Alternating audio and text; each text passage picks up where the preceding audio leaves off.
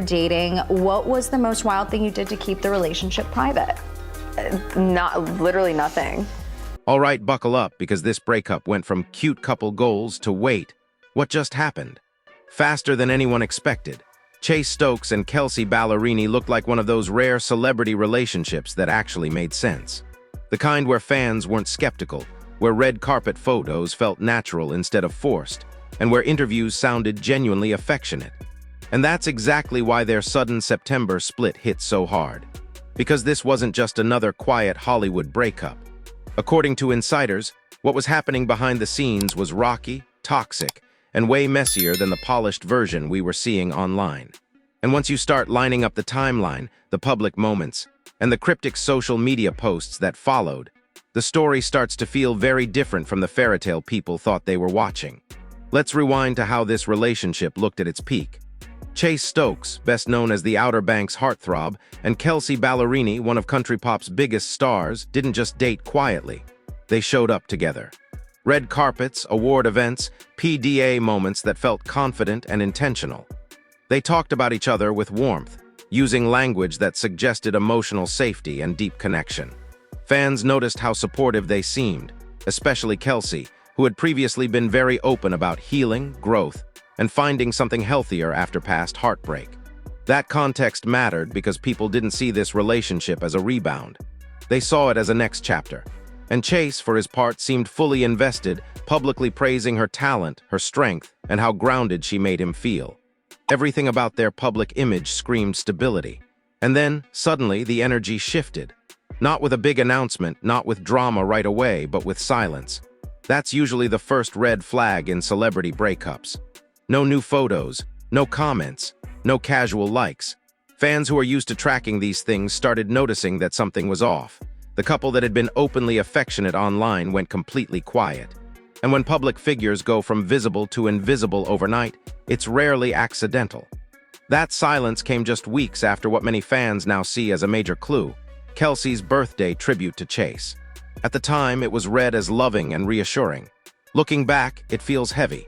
The kind of post that hits differently when you realize it might have been written during a period of tension, not peace.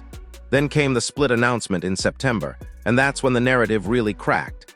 Insiders started describing the relationship as rocky and even toxic, which immediately changed how people interpreted everything that came before. Because when those words enter the conversation, fans stop romanticizing and start reanalyzing. Suddenly, moments that once seemed sweet began to feel strained. The intensity of their connection, which once looked passionate, started being read as emotionally exhausting. And the biggest shift happened when social media started speaking louder than any official statement ever could. Cryptic Instagram posts became the language of this breakup. Not direct callouts, not clear explanations, but emotionally loaded messages that felt impossible to ignore. One of the most talked about moments was the wave of "I'm blocked" style posts and stories that fans immediately linked to the breakup. Even without names being mentioned, the implication felt obvious. Being blocked in a relationship, especially right after a breakup, isn't just about space. It's about communication breakdown. It suggests unresolved conflict, hurt feelings, and a desire to shut the other person out completely. And when you combine that with insiders calling the relationship toxic, it paints a picture of something far more intense than a mutual, peaceful split. What makes this breakup especially messy is the contrast between what they said publicly just months earlier and what insiders now claim was happening privately. Not long before the split, both Chase and Kelsea spoke about love in ways that suggested growth, healing, and emotional maturity. There was talk of feeling understood, of being in a healthier place, of appreciating partnership instead of chaos. That's why the word toxic landed so hard, because toxicity isn't just about arguments, it's about patterns. It's about emotional cycles that drain instead of support. And when fans heard that description, many started wondering if the relationship burned too hot, too fast.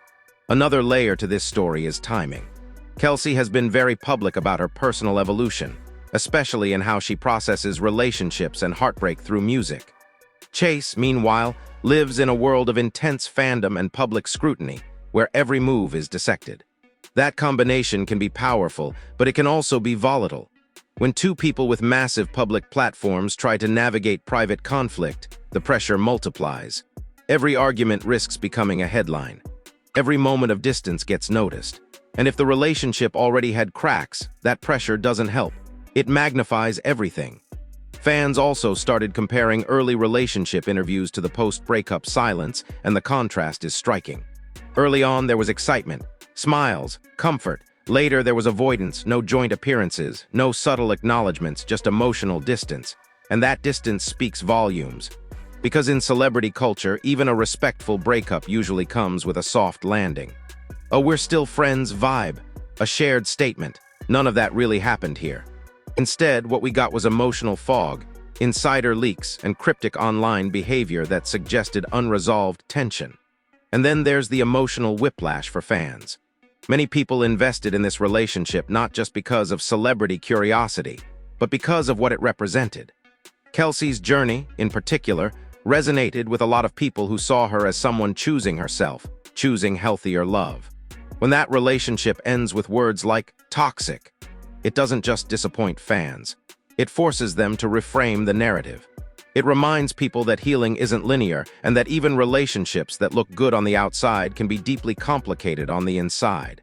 The rocky and toxic description also sparked debate online about what toxicity really means in celebrity relationships.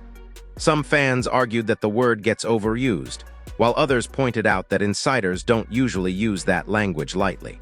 Toxic doesn't always mean dramatic fights or public scandals. Sometimes it means emotional imbalance, miscommunication, insecurity, or patterns that slowly wear people down. And when two people are both intense, ambitious, and constantly in the public eye, those patterns can escalate quickly. What's also interesting is how carefully both Chase and Kelsea have avoided directly addressing the details. That silence suggests boundaries, but it also suggests that there's more beneath the surface. Celebrities often stay quiet not because there's nothing to say, but because saying anything would open a door they don't want opened. And the fact that insiders are doing the talking instead of them only adds to the feeling that this breakup wasn't clean. It wasn't simple. It wasn't mutual in the calm, balanced sense people hoped for. Looking back now, the relationship feels like one of those slow-burning stories where the ending forces you to reinterpret the beginning. The red carpets, the PDA, the supportive quotes, they were real in the moment, but they might have been happening alongside private struggles that never made it to the public eye. And that's the uncomfortable truth about celebrity relationships. We only ever see the edited version. The breakup just ripped the filter off. So where does that leave them now? Both Chase Stokes and Kelsea Ballerini are moving forward separately, focusing on their careers, their growth, and their own narratives. Kelsea continues to channel her experiences into music, something she's always done with brutal honesty. Chase remains in the spotlight with his acting career and fanbase, even as this breakup reshapes how people see his personal life. The relationship may be over, but the conversation around it is. Fans are still decoding posts, revisiting interviews, and trying to understand what really went wrong. And maybe that's the real takeaway here. This breakup isn't shocking because it happened. It's shocking because of how different the reality seems compared to the image. It's a reminder that love can look perfect and still be painful. That chemistry doesn't guarantee compatibility. And that sometimes the most